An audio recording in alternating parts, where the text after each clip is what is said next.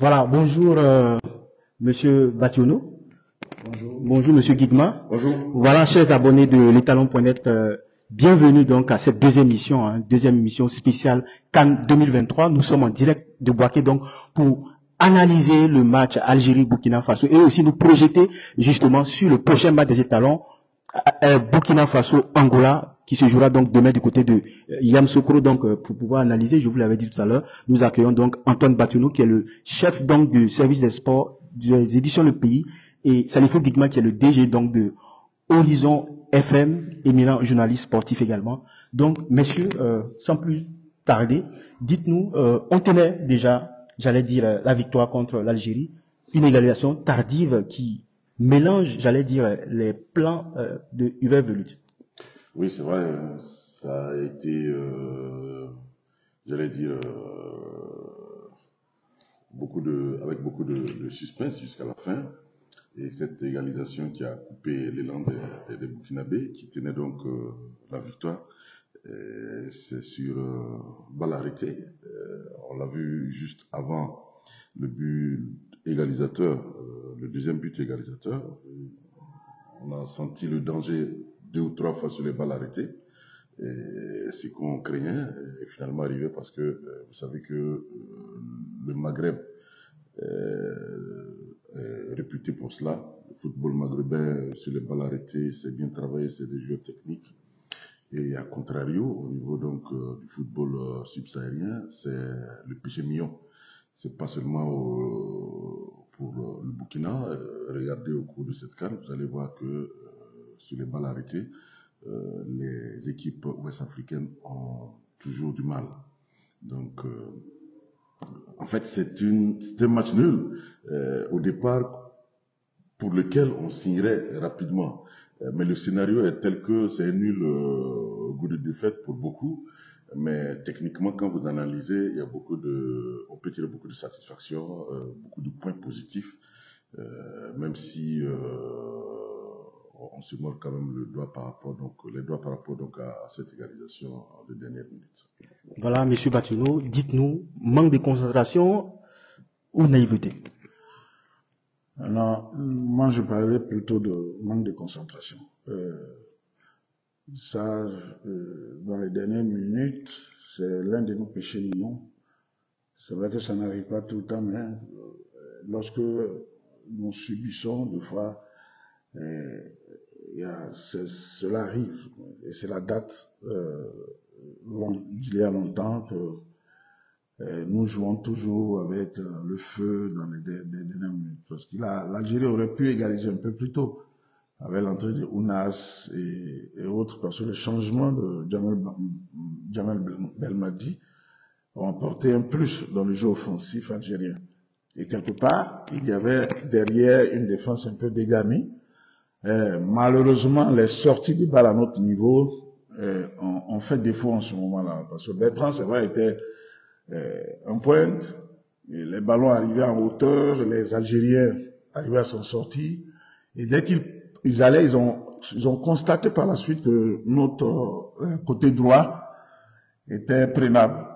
Et il y a eu jusqu'à, je crois, 2 fautes, et puis après le corner qui est arrivé, qui a mené le but. Donc, quelque part, c'est-à-dire qu'en lisant le jeu, j'ai constaté à un certain moment que même le gardien algérien, à chaque fois qu'il avait le ballon, il ne relançait pas, il ne jouait pas avec sa défense. Alors, il faisait des dégagements directement sur leur côté gauche, donc notre côté droit, parce qu'ils avaient senti quelque chose. Et c'est là où peut-être nous avons péché, mais c'est pas bien grave. Nous restons toujours dans la dynamique de la qualification, et au sorti des matchs que nous avons vus, de la 3e journée qui débute aujourd'hui, et à la fin de la 2e journée, nous pouvons affirmer que le Burkina va passer le cap de la phase de groupe. Maintenant, c'est le classement. Ce serait bien que notre équipe reste à Boaké, parce que là, il faut gagner l'Angola pour être sûr de rester à Boaké sans tenir compte du résultat de l'Algérie. Bon, il faut travailler, les joueurs même l'ont reconnu. On reviendra, hein, on va se projeter dans quelques instants justement sur le match contre l'Angola. Mais dites-nous, côté droit, fébrile, on peut parler de mauvaises entrées en jeu de Giga? Je ne pense pas. On va dire, c'est un problème collectif. Faut pas jeter la pierre sur un joueur. C'est un schéma tactique. Hubert Veluda, il a choisi d'opter pour le 3-5-2. Vous avez vu qu'au départ, c'était Nagalo, Dayo et Edmond Tapsoba. Steve Yago, un peu plus devant, Issa Kabouré, côté droit, pour apporter un élan offensif à notre jeu. C'était difficile, c'est vrai, pour Nagalo à droite. C'est un défenseur central, beaucoup plus. Et par moment, on le voyait en phase offensive algérienne, on le voyait aller vers un peu au cœur de la défense de notre défense. Et c'est après, quand on sentait que le ballon était vers le côté droit qui replay. Donc, il y a peut-être cette habitude-là qui fait que on avait des centraux, on avait un central qui n'arrivait pas à sa sortie sur le flambeau. Mais après, il est rentré dans le match un tout petit peu. Hein. Il est quand même rentré. Giga, qui l'a remplacé, c'est un central aussi. Donc, mais je crois que je pense que c'est un bon schéma aussi en fonction de l'adversaire. L'Algérie, on savait que l'Algérie allait chercher la victoire, mais l'Algérie a joué avec beaucoup de prudence par moment. Et donc, en nous laissant des fois le ballon et tout ça, mais je ne pense pas qu'il faut accuser, il faut pointer du doigt un joueur, non. Et comme Issoufou Dayo l'a relevé, c'est un jeu collectif, la responsabilité est collective, donc si quelque chose est arrivé, c'est arrivé, et puis c'est ça aussi le football. On ne s'en prend à personne, et on corrige et puis on avance. Voilà, Salifou Guigma, on le sait, un 2-2 qui n'arrange pas forcément les affaires du Burkina parce que grâce à sa victoire, l'Angola passe donc en tête du groupe D avec plus de buts marqués, on dira cela comme ça. Ce qui oblige donc le Burkina à l'emporter impérativement contre l'Angola pour être premier de la poule et rester à Bouaké. Oui, c'est juste. Mais avant de répondre à cette question, je voudrais relever un aspect à partir de la chute de Antoine Batiumo. Vous savez, le 3-5-2 a été expérimenté lors des matchs tests notamment celui contre la RD Congo. Et face à l'Algérie, il l'a ramené, Hubert Veluda l'a ramené et il l'a validé. Je pense que ça dénote également de la qualité des joueurs que nous avons au niveau de notre défense, parce que le 3-5-2 commande une rigueur et une certaine justesse technique. Et quand vous avez des joueurs d'un certain niveau, à partir donc de ça, vous construisez, un jeu basé sur les côtés. Et en même temps, défensivement, il va falloir que ceux qui font l'intervalle puissent coulisser par moment. Et ça demande beaucoup d'efforts physiques. Donc, je voudrais quand même apprécier cela, parce que Philippe Batiumo, depuis Paulo Duarte jusqu'à Kamumalo, on était dans un cycle de 4-3-3 permanent, qui peut-être changeait au cours des matchs, mais qui n'était pas, j'allais dire, des systèmes de départ. Voilà. Maintenant, par rapport donc à la situation du groupe, ce qu'il faut saluer ici, c'est que le Burkina, en gagnant d'entrée, avait déjà fait un grand pas. Et je pense qu'en ne perdant pas non plus face à cette équipe algérienne, il consolide quelque chose, à savoir donc un résultat assez béton, je vais dire, en termes de points, avant le troisième match. Ce qui laisse beaucoup de possibilités. Et j'ai envie de dire qu'on est à 99,9% qualifié. Maintenant, sur comment on joue par rapport donc à cette première place, je pense que l'Angola a montré face à la Mauritanie qu'il est résolument ancré dans l'offensive. Il est resté comment je vais dire, fidèle à sa façon de jouer. Vous savez, c'est des joueurs techniques et avec de bonnes individualités. Et c'est d'ailleurs un football qui n'est plus forcément, j'allais dire, portugais, comme on le disait dans le temps, ce football lusophone, mais qui s'est déporté au niveau de l'Europe centrale, où ils ont des joueurs en Italie, en Turquie, ainsi de suite. Donc, c'est un football qui a aujourd'hui, si vous voulez, arrive à faire maillage au niveau donc de l'aspect des systèmes de jeu un peu partout en Europe. Et ça, il faut donc qu'on s'en méfie parce que c'est vrai, on a constaté quelques errements défensifs, mais une équipe qui est résolument tournée vers l'offensive, mais elle n'a pas peur d'encaisser parce qu'elle veut marquer.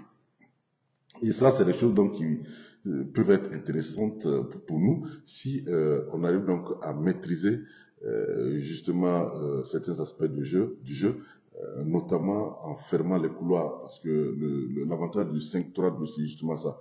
Voilà, avec donc les deux flèches qu'on a, je pense qu'on peut faire quelque chose, malgré donc la défection de certains cadres, quand même au niveau du milieu, notamment l'absence de Blati Touré de fait de carton. Ouais, justement, on en reparle, hein, on le sait.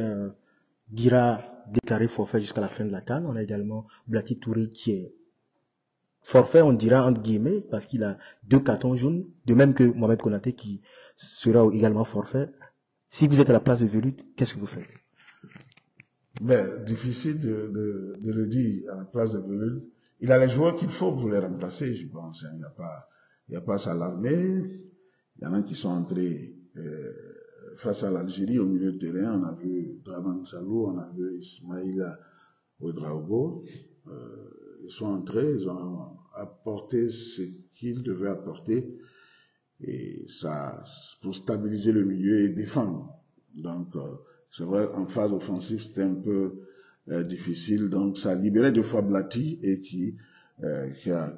par qui un peu tout passait pratiquement pour donner un peu de fluidité dans le jeu offensif. C'est vrai, malheureusement, on n'a pas eu, il y avait des possibilités de corser l'addition quand Issa Kabouré sur le flanc droit accéléré, il va vite, et il a une vitesse.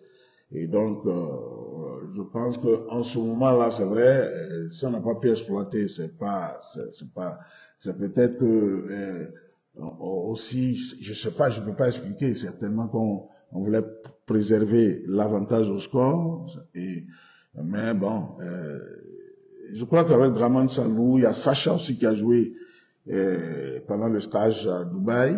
On a bien d'autres milieux qui peuvent faire l'affaire, et je pense que en observant le premier et le deuxième match, nous constatons une marge de progression de notre équipe, et plus on avance, plus cette équipe-là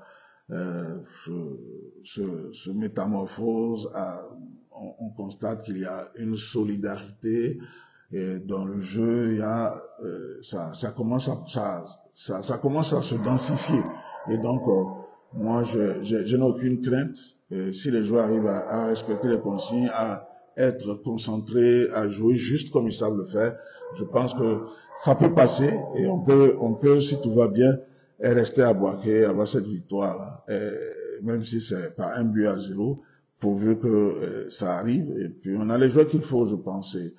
Non, je ne dirais rien, et l'encadrement technique avec Hubert Velut saura quoi faire, et puis bon, s'en sortir, parce que ils ont aussi vu l'Angola jouer, donc en principe ils savent à quoi s'en tenir. L'Angola, avec 4 points peut-être, va chercher à être leader du groupe, et tout comme nous, et donc forcément il faudra trouver la manière, la justesse pour pouvoir faire la différence, et puis préserver non seulement sa qualification, mais surtout la place de leader. Voilà, Salif Bigma. L'Angola, une autre paire de manches, hein, on l'a dit, lors du premier match, c'était un 4-3-3. Lors du deuxième match, un 3-5-2. Quelle stratégie, qu'est-ce qu'il faudra justement faire pour venir à bout de cette équipe angolaise?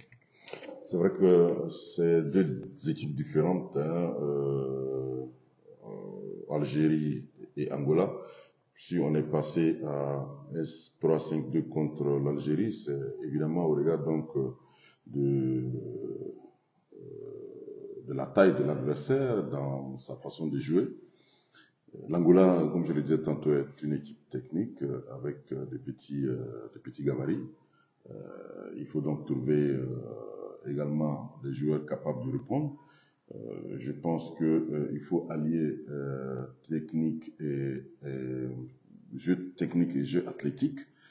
Dans ce sens-là, quand je regarde, quelqu'un comme Guébré peut être intéressant, à savoir donc au niveau du couloir, et lui permettre d'avoir sur le couloir un bon relais au niveau de l'ailier. Ça peut être Fessal qui va vite, ça peut être Dango qui lui peut jouer gauche comme droite au niveau donc du front de l'attaque, parce qu'il faut fermer ce couloir-là.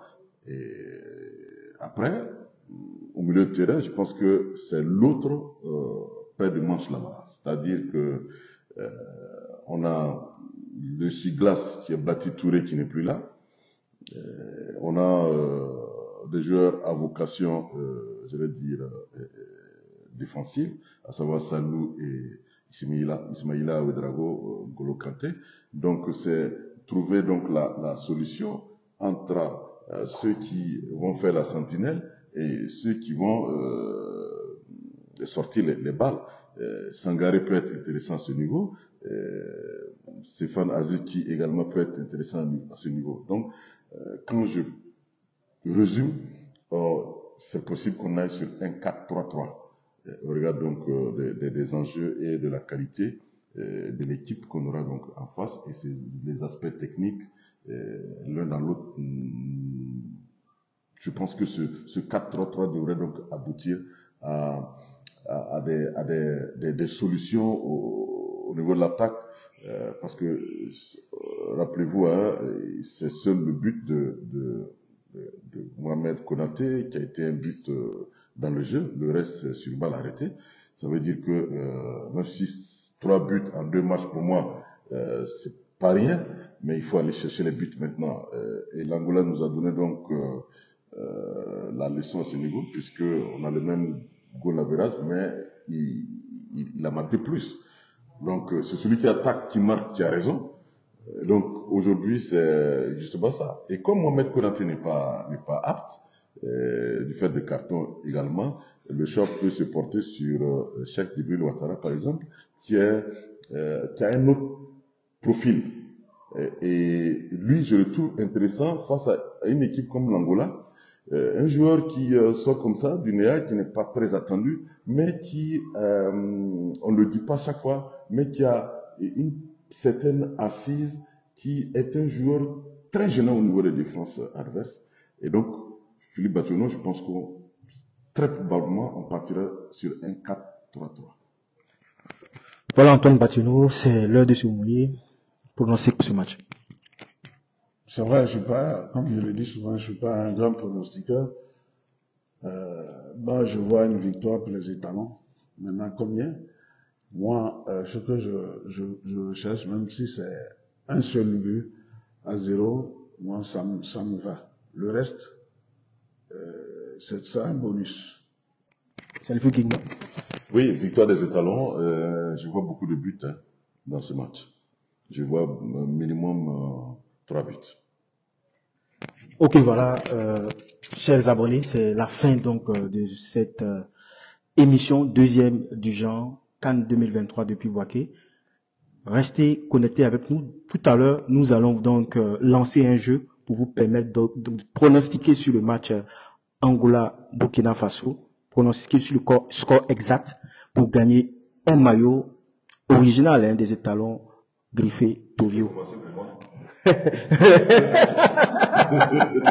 Voilà déjà que nos invités sont en train de pronostiquer parce que ça sera un très beau maillot vert, le maillot vert avec lequel les étalons ont joué hier, un maillot que nous tenterons de faire dédicacer par un joueur pour vous avant-hier déjà. Donc restez connectés avec nous sur la page. Tout à l'heure nous vous donnerons donc les différentes consignes pour participer donc au jeu pronostic en vue de gagner le maillot Tovio. Merci et continuez de nous suivre.